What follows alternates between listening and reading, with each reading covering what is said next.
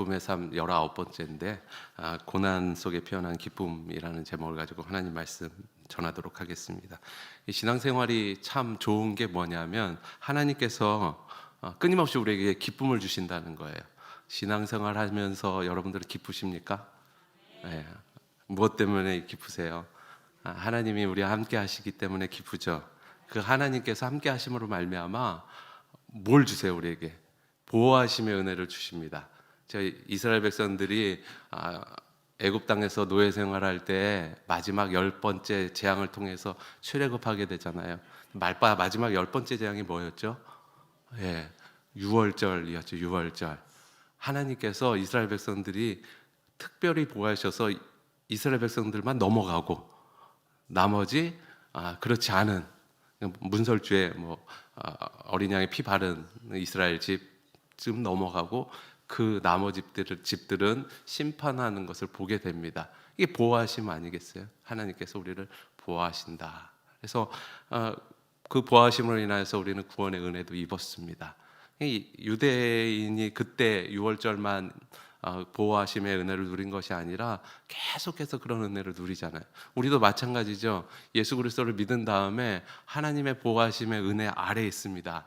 그렇기 때문에 특별하게 마치 위기가 닥쳤을 때 투명망토를 딱 입는 것처럼 휙 지나가는, 나만 안 보이고 휙 지나가는 그런 보호하심의 은혜를 경험해 본 적이 있으실 거예요. 저도 많지는 않지만 있었던 것 같아요. 소소한 것부터 큰 것까지 다 당하는데 나만 안 당하고 다 이렇게 어려움 가운데 있지만 하나님께서 나만 이렇게 보호해 주시는 것 같은, 나만의 착각일 수도 있겠지만 하나님께서 보호해 주신다라는 분명한 확신이 마음 가운데 들 때가 참 많습니다. 그것으로 인해서 여전히 하나님이 나를 사랑하시는구나 때문에 기뻐하게 되는 것이죠. 또 승리를 주시는 하나님으로 인해서 기쁩니다. 그렇죠? 복음을 전했는데 계속 안 들어. 그러다가 어느 순간 기도하면서 들었는데 갑자기 예수님을 믿겠다고 주님 앞에 나오는 사람들을 보면 이게 하나님께서 우리에게 주시는 승리구나. 사탄과 대적하여 막 싸우는 것도 싸우는 일이지만 이렇게 끊임없이 하나님 앞에서 영혼을 위해서 기도했을 때 그 영혼을 건져 주실 때 그게 우리의 그리스도인의 진정한 승리 아니겠습니까? 그리고 내 인생 안에 있는 여러 가지 문제들이 많잖아요. 게으름의 문제도 있을 수도 있고요. 남을 미워하는 그런 싹이 내 마음 가운데 있을 수도 있고요. 그런 여러 가지 문제들이 있는데 어느 순간 하나님과 함께 그 문제가 해결되는 거예요. 미워해야 되는데 안 미워지는 거지, 마음 가운데. 그런 것들이 어떻게 보면 승리를 주시는 하나님의 능력 아니겠습니까? 그러면서 내가 이 문제조차도 이길 수 있구나라는 것을 경험할 때 하나님을 통한 기쁨을 경험하게 됩니다. 그리고 가장 중요한 게 있죠. 가장 큰 기쁨이 뭐예요? 우리 인간적이니까 인간적으로 얘기합시다. 응답받았을 때죠. 네, 그게 가장 기뻐요. 어쩔 수 없는 것 같아요. 하나님 앞에 간절히 기도했을 때 기쁨의 표현이 크던 작던 그 사람의 스타일에 따라서 다른 거지만 너무나도 기뻐요. 저도 작년 이맘때 아기를 얻었잖아요. 오랫동안 기도하다가 근데 되게 기뻐했는데 아내가 그렇게 기뻐 안 하는 것 같아갖고 좀 마음에 상처를 입은 것 같은 것 같아요. 근데 저는 되게 기뻤거든요. 너무 오랫동안 기도했는데 하나님께서 응답해 주셨으니 얼마나 기쁩니까? 근데 태어났는데 기쁨만 있는 건 아닌 건 같기는 해요. 그런데 오늘 본문을 보니까 이상한 기쁨을 우리에게 이야기하세요. 무슨 기쁨이냐면 2절 말씀 보면 형제들아 너희가 여러 가지 시험을 당하거든 온전히 기쁘게 여기라. 고난이 주는 기쁨을 알아야 된다는 것이죠. 머리로는 알겠어요. 그런데 기쁨으로 받아들이기엔 참 쉽지는 않습니다. 고난이 오는데 너무나도 기쁘다. 고난이 오는데 이 고난을 견디고 이겨내면 내가 이렇게 성숙할 것도 알고 이렇게 하나님 앞에 가까이 갈 것도 아는데 근데 고난이잖아요 지금은. 그렇기 때문에 참 쉽지 않습니다. 2절 3절에 기록된 것처럼 고난이 이뤄낸 이해도 분명히 머릿속에 있습니다. 그런데 고난의 현장에 앉아 있을 때 2절 말씀처럼 온전히 기뻐하기는 참 쉽지 않습니다. 그런데 여기서 우리에게 말씀하시는 것은 무엇이냐면 고난이 오면 하하하하 하고 웃으라는 것이 아니라, 고난 왔냐? 좋다, 이게 아니라 기쁨의 태도를 가지라는 거예요. 그러니까 여전히 고난으로 인해서 너희가 힘들고 어렵겠지만 너가 그것을, 고난을 기쁨으로 받아들일 태도를 취하는 것이 중요하다는 것입니다. 그래서 그러한 태도를 갖기 위해 필요한 것이 있는데, 그것이 무엇이냐면 믿음이라는 것입니다. 믿음이 없으면 고난이 와서 그 고난을 기쁨으로 수용할 수 있는 태도를 가질 수가 없습니다. 그래서 우리가 중요한 게 있는데, 행동을 할 때는 그 행동을 하는 어떤 마음을 가지고 있느냐에 따라서 그 행동이 바뀌어요. 그렇죠? 사랑하는 마음을 가지면 그 사람을 사랑스럽게 대하고, 미워하는 마음을 가지면 그 사람을 미움으로 대합니다.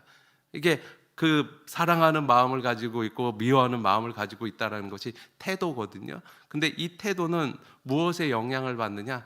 그리스도에는 믿음이라는 것으로 영향을 받는다라는 것입니다. 그렇기 때문에 우리가 고난이 우리에게 찾아왔을 때 기쁨으로 대하는 태도를 가질 수 있는 것은 믿음이 있어야 되는데, 그 믿음의 근원이 무엇이냐? 하나님께서 이 시험을 주시는 분이시고, 또한 이 고난이라는 상황을 관장하시는 분이 하나님이다라는 것을 받아들이는 것이 믿음이라는 것입니다. 그리고 그 믿음이 있으면 우리의 태도가 바뀌게 되고, 태도가 바뀌게 되면 고난을 대하는 자세가 바뀌게 된다는 것이죠. 그러면 하나님께서 이 고난과 시험을 다 관장하고 주관하시는데, 이 하나님께서 이 고난과 시험을 통해서 우리를 괴롭게 하기 위해서 하실 것 같나요? 아니면은 힘들게 하기 위해서 그런 것 같아요? 아니죠. 풍성한 것을 주시기 위해서 하나님께서 고난이라는 것을 사용하신다고 성경에는 끊임없이 이야기하고 있습니다. 이것을 믿는 것이, 이 믿음이 우리의 태도를 결정할 것이고, 그 태도로 인하여서 온전한 행동, 고난을 대하는 온전한 행동이 우리 가운데 나오게 된다라고 우리는 알 수가 있습니다. 그리고 여러 가지 시험, 또 믿음의 시련을 극복하는 도구를 오늘 본문에는 무엇이라고 이야기하냐면 인내라고 이야기하고 있어요. 2절 3절 말씀 보면, 3절 4절 말씀 보면 인내를 만들어내는 줄 알미라, 그리고 인내를 온전히 이루라라고 이야기합니다. 그런데 이상하지 않아요? 고난이 오면 하나님께서 이전에 야고보서 말고 다른 데 보면은 이런 방법을 취해서 고난을 극복해라, 저런 방법을 취하면은 고난이 쉽게 지나간다, 이렇게 말씀하실 때 참 많았어요. 사사기 보면 특별히 그렇잖아요. 이스라엘 백성들이 미디안 사람들로 인해서 고난을 당합니다. 그랬을 때 기드온을 불러요. 그렇죠? 그런 다음에 기드온에게 어떤 능력을 주세요? 미디안을 물리칠 능력을 주십니다. 300명의 용사를 뽑아서 횃불과 나팔을 들고 나아가라. 이렇게 문제 해결 방법을 주시면 참 감사하겠는데, 오늘 본문을 보니까 뭐라고 합니까? 너가 고난을 만나면 가장 그것을 해결할 수 있는 도구를 너에게 줬는데, 그것은 무엇이냐면 인내다라고 말씀합니다. 그러면 인내라는 것이 무엇이냐? 그냥 참고 견디고 가만히 있는 것이 인내입니까? 그렇지 않죠. 5절과 연결할 수 있는데요, 바로 시험을 주님을 통하여서 이기라는 거예요. 5절 말씀 보면 기도하라는 거죠. 하나님 앞에 구하라. 그러면 하나님께서 다 주시겠다라고 약속하셨는데요. 다시 말하면 너희가 시험이 오고 어려움이 오면 내가 그것을 극복하게 하는데, 인내라는 것을 통해서 극복하게 할 건데, 그 인내는 무엇이냐? 하나님께 나아가는 것이고 주님을 통하여서 그 모든 문제를 해결하는 것과 같다는 것입니다. 그래서 다시 말하면 우리 가운데 문제와 어려움들이 발생했을 때 가장 중요한 것은 내가 하나님과 함께 이 문제를 직면하겠다라는 자세가 필요하다는 것이죠. 우리가 어려움이라든지 문제의 근원을 살펴보면 인간이 어려움을 당하게 된 가장 큰 이유가 무엇입니까? 하나님을 떠난 데 있잖아요. 그렇죠? 하나님을 떠난 결정을 해버리니까 그것으로 인하여서 어려움이 당하고 고난이 오기도 합니다. 그런데 반대로 모든 문제의 해결점은 결국 하나님과 동행하면 돼요. 그렇잖아요. 그래서 우리 인생 가운데 시련이 찾아오면 먼저 스스로를 점검해야 되는데 그게 뭐냐면 내가 과연 모든 상황 가운데 하나님과 동행할 준비가 되었는가. 내 마음 그리스도의 집이라는 책 소책자 아세요? 그래서 서재에도 예수님이 찾아갔더니 이상한 책이 있고 거실에 갔더니 뭐가 있고 하나씩 하나씩 치우면서 내 마음이 예수님이 거할 수 있는 마음으로 이렇게 변화된다. 뭐 그런 내용이죠. 그것처럼 우리 안에 하나님과 동행함을 통해서 내 인생의 문제들을 하나씩 하나씩 해결해 나가는 거죠. 그래서 하나님께서는 하나님과 더 큰 또한 더 깊은 관계로 나가게 하기 위해서 고난이라는 도구를 사용하신다는 것입니다. 그래서 그 고난이라는 도구를 통하여서 우리를 새롭게 다루시고 또한 하나님과 동행함을 통하여서 하나님께서 주시는 풍성함에 이르게 하신다는 것이죠. 하나님과 동행하지 않는 풍성함은 사실 의미가 없는 것이잖아요. 하나님과 동행할 때 온전한 풍성함이 우리 가운데 있습니다. 하나님께서 아브라함을 갈대아 우르에서 부르세요. 가나안 땅으로 들어가게 하셨는데 가나안 땅으로 가는 과정은 뭐 성경에 딱히 자세히 기록되지는 않았습니다. 그런데 참 쉽지 않은 길이었을 것 같아요. 그런데 가나안 땅에 이르러서도 이 아브라함이 계속 좋은 인생을 살았나? 그렇지 않습니다. 여러 가지 어려움도 겪고 시험도 겪습니다. 그런데 하나님께서 왜 아브라함을 그런 시련과 어려움 또한 여러 가지 시험 속에 놔두셨을까요? 결국에는 복을 주시기 위해 창세기 12장 말씀처럼 복의 근원, 복이 되게 하기 위해서 하나님께서 그를 그 어려움 가운데 때로는 놔두기도 하셨다는 것입니다. 그래서 그를 통해서 하나님의 백성을 만드시고 또한 그 하나님의 백성이 하나님을 통해서 유익을 경험케 하는 길을 여셨다는 것입니다. 이것이 중요한 것이죠. 이스라엘 백성도 출애굽하여 가나안 땅에 입성하게 됩니다. 근데 물론 그들이 범죄해서 40년 동안 광야 생활을 해요. 이 광야 생활 동안 그들이 배워야 하는 것이 무엇입니까? 하나님과 동행함이죠. 하나님과 동행함. 하나님과 동행하는 법을 배웁니다. 그래서 신명기 말씀을 보면 신명기가 40년의 광야 생활을 마치면서 기록된 성경 아니겠습니까? 거기에 보면은 어떻게 하나님께서 동행하시고 또한 너희들이 하나님과 함께하지 않았을 때 당하게 위험과 어려움에 대해서 기록하기도 하고 또한 동행했을 때 하나님께서 그 민족을 복되게 이끌어 주신다라는 은혜의 말씀이 기록되어 있는 것이죠. 이처럼 하나님께서 시험을 주시는 것은 우리로 하여금 하나님의 풍성함에 이르게 하기 위한 도구로 사용하기 위해서 그렇다는 것입니다. 또 그리스도인의 인내는 하나님의 관점으로 환경과 상황을 보게 합니다. 그리고 그것을 대하는 태도, 나의 태도가 어떤지를 또 보게 하는 것이죠. 그래서 하나님께서 원하시는 방향으로 전환할 수 있도록 하나님께서 이끌어 주신다는 것입니다. 이것은 무엇이냐면 믿음의 승리라는 거예요. 이것이 바로 하나님은 지금도 우리를 아시고 또한 우리의 연약함도 아시고 또 우리의 필요도 아시는 분입니다. 또 어떤 걸 강화시켜야 될 필요가 있는가 이것도 하나님께서 아신다는 것이죠. 그래서 결국 믿음의 시련을 통해서 주셨는데 뭘 주셨냐면 이 모든 것을 이길 수 있는 힘을 우리에게 주셨다라는 것이죠. 요한일서 5장 4절 말씀 보면 무릇 하나님께로부터 난 자마다 세상을 이기느니라. 세상을 이기는 승리는 이것이니 우리의 믿음이니라. 믿음을 갖고 있을 때 우리는 하나님께서 주시는 승리의 은혜를 누릴 수 있습니다. 반대로 우리가 매번 넘어지고 실패하는 이유가 어디에 있습니까? 우리 가운데 믿음이 없기 때문에 승리할 수가 없는 것이죠.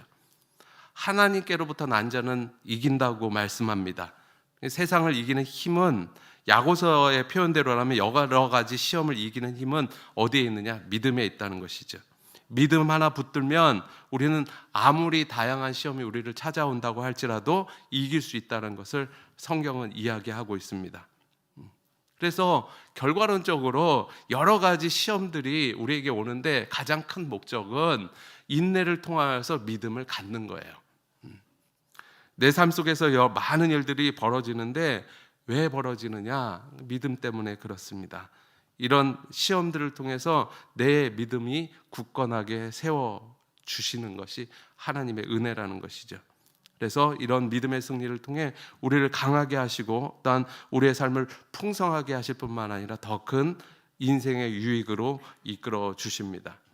여러 가지 시험이 오면 당장은 기쁘지 않습니다. 또한 기쁘지 않을 수 있지만 기쁘게 여길 수 있는데 바로 이로 인해서 믿음이 굳건해지는 은혜를 경험할 수 있기 때문입니다. 그런데 5절을 보면 뭔가 다시 시작하는 기분이 들어요. 인내하고 부족함이 없게 한다라고 끝내면 되는데 5절 말씀 보면 너희 중에 누구든지 지혜가 부족하거든 모든 사람에게 후히 주시고 꾸짖지 아니하시는 하나님께 구하라 그래야만 주시리라. 4절까지면은 다 된 것 같은데 5절에 하나님께 또 구하래요. 결국 인내라는 것은 무엇이냐면 가만히 앉아서 버티는 것이 아니라 그리스도인의 인내는 고난 중에 하나님 앞에 엎드려 기도하라는 거예요. 내일이 벌써 수능이죠. 저는 인지하지 못했어요. 오늘 아침까지만 해도 내일이 수능이다라는 새세를 생각을 못하게 됐어요. 몇 주간 동안 그냥 주보에 나오는 학부모 기도에 그 정도고 수험생 명단이 있었지만 인식적으로 한 다음 주쯤이 수능이지 않을까 뭐 이런 생각은 들어도 전혀 생각이 못 들다가 갑자기 내일이 수능이다라는 생각을 번뜩 하게 됐습니다. 왜 그런가 가만히 생각해 봤더니 제가 코로나에 걸리니까 다 그냥 모든 일이 함몰되더라고요. 아프니까 아무것도 생각이 안 나. 뭐 해도 되는데 잠깐은 생각이 나는데 안 되더라고요.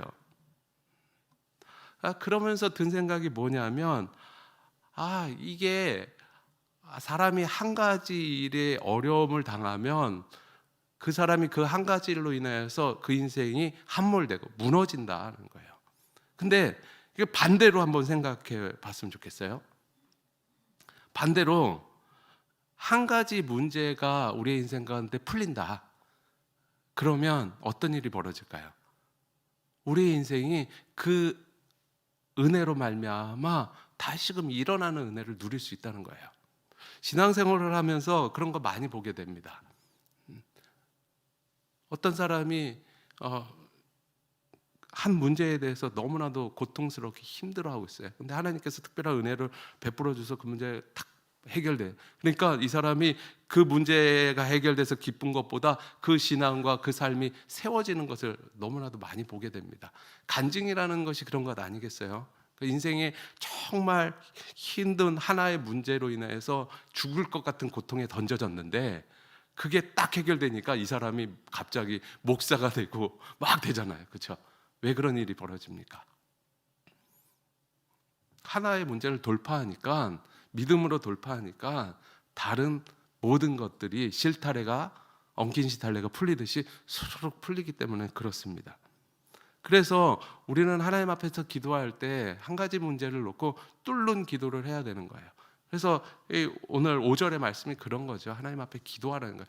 고난이 오고 힘들고 시험이 오면 인내로서 하나님 앞에 엎드려 기도하고 기도로 뚫어내는 능력을 가지라는 거예요. 그랬을 때 하나님의 은혜가 우리 가운데 오게 됩니다. 개인뿐만 아니라 공동체도 마찬가지인 것 같아요. 교회가 부흥의 역사를 경험하게 되잖아요. 근데 그 부흥의 역사를 가만히 짚어보면 갑자기 모든 성도들이 뜨겁게 일어나는 케이스보다 그 안에 한 사람이 불씨가 돼서 그 안에서 하나님 앞에서 깨지고 그 깨짐을 통하여서 하나님 앞에 헌신하고 나아갔더니 그것을 통하여서 교회를 일으키고 많은 가정들을 일으키는 것을 보게 됩니다. 순모임 하시면서 그거 많이 느끼시잖아요. 예전 순이랑 이번 순이랑 별로 바뀐 것 같지 않은데 어떤 한 사람이 그 안에서 하나님 앞에 간절히 기도하고 깨지기 시작하니까 순 모임 자체가 완전히 뒤집어 엎어지는 것을 보게 되잖아요. 그러니까 우리가 착각하고 있는 것 중에 하나가 뭐냐면 모든 문제가 해결돼야 평안과 기쁨과 부흥의 역사를 경험할 거다라는 착각을 할 때가 있어요. 근데 대부분은 그렇지 않은 것 같아요. 하나의 문제가 해결되면 그 다음부터 와라락 무너지더라고요. 그리고 한 사람이 진실한 하나님의 사랑을 통하여서 은혜를 경험하면 그것이 교회를 바꾸고 또 공동체를 바꾸더라고요. 그게 인내하며 기도하는 거예요. 인내하며 기도했을 때 주시는 하나님의 능력과 은혜라는 것입니다. 여러분들이 하나님 앞에서 그런 은혜를 누렸으면 좋겠습니다. 여러 가지 시험이 오면 기뻐해야 될 이유가 여기에 있는 거예요. 나의 믿음이 강건해질 뿐만 아니라 그 믿음이 강건함을 통하여서 내 인생이 하나님 앞에서 놀라운 기쁨의 은혜를 누릴 뿐만 아니라 나를 통하여서 많은 영혼들이 하나님의 믿음의 역사 가운데 나아가게 한다는 거예요. 예수 그리스도를 보면 분명히 알 수 있지 않습니까? 예수님께서 2000년 전에 이 땅에 오셔서 십자가에 못 박혀 돌아가시고 부활하심으로 말미암아 그 뒤에 있는 모든 인류들이 인생이 바뀌었잖아요. 그렇죠? 완전히 뒤바뀌었잖아요. 한 분 예수님. 반대의 경우도 있잖아요. 한 분 아담. 그렇죠? 그 아담 한 사람의 범죄함으로 인하여서 모든 인류가 범죄 가운데 빠지게 됐잖아요. 그러니까 너무 복잡하게 신앙생활을 하는 것도 때로는 있겠지만 문제를 해결하고 은혜를 경험하는 것은 오히려 단순하게 하나님 앞에 인내하며 간절히 기도했을 때 그 기도의 응답, 다시 말하면 기도로 뚫어냈을 때 그것을 통하여서 주시는 하나님의 놀라운 역사는 우리가 감당할 수 없는 은혜라는 것입니다. 그 은혜의 역사를 날마다 경험하시는 주의 백성들 되시길 소망합니다. 함께 기도하겠습니다. 하나님 앞에 함께 기도할 때 하나님 여러 가지 시험이 내게 오면 그것을 기쁘게 여길 수 있는 믿음을 나에게 허락하여 주시옵소서. 이 믿음은 시험을 주관하시는 주관하시는 분이 하나님이시다라는 믿음이고요. 또 이 믿음은 그 하나님이 나를 사랑하셔서 이 시험을 통하여서 나를 괴롭게 하는 것이 아니라 더 큰 은혜와 더 풍성함과 더 유익 가운데로 이끌기 위해서 주시는 시험이구나라는 믿음을 갖게 하여 주시옵소서.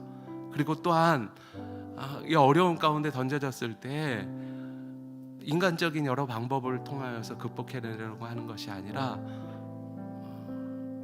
인내를 가지고 하나님 앞에서 간절히 기도할 수 있는 믿음을 우리에게 허락하여 주시옵소서. 그래서 다른 것으로 뚫어내는 것이 아니라 하나님과 함께 동행함을 통하여서 믿음으로 뚫어낼 수 있는 인생과 삶이 될 수 있도록 주님 축복하여 주시옵소서. 우리 함께 기도하겠습니다. 기도합니다.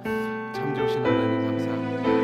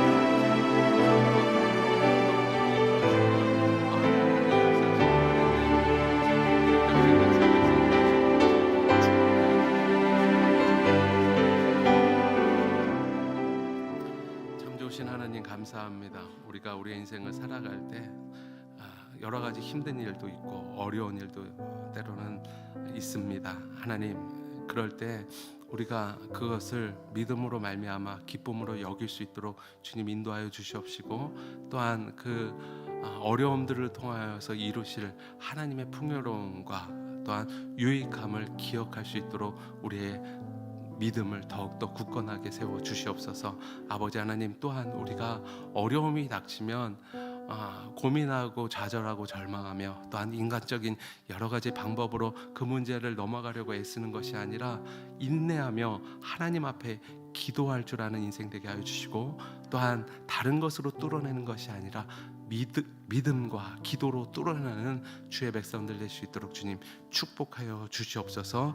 이 시간 주님 가르쳐 주신 기도를 믿음으로 고백하오니 하늘에 계신 우리 아버지여 이름이 거룩히 여김을 받으시오며 나라가 임하옵시오며 뜻이 하늘에서 이루어진 것 같이 땅에서도 이루어지이다.